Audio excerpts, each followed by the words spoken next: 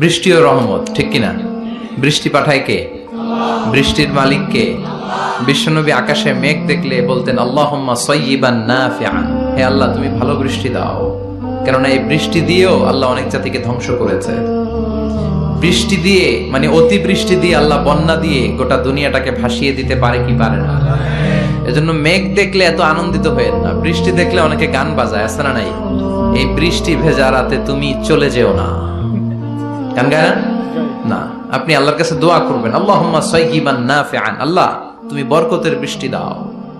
আল্লাহুম্মা গাইসান মুগীসান মারিআন মুরিআন নাফিআন গায়রা দার।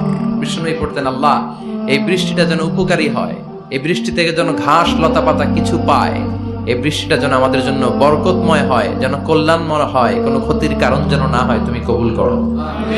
আবার বেশি বৃষ্টি হলে বিষ্ণুনবী দোয়া করতেন আল্লাহুম্মা হাওয়ালাইনা ওয়ালা আলাইনা, আল্লাহ আমাদের এলাকায় আর বৃষ্টি দিও না, আমাদের চারিপাশে দাও। এই দোয়াগুলো পড়ার দরকার আছে না নাই? আল্লাহ যা বৃষ্টি দিবে এটা যেন আমাদের কল্যাণ হয়, আমরা পড়ি আমিন।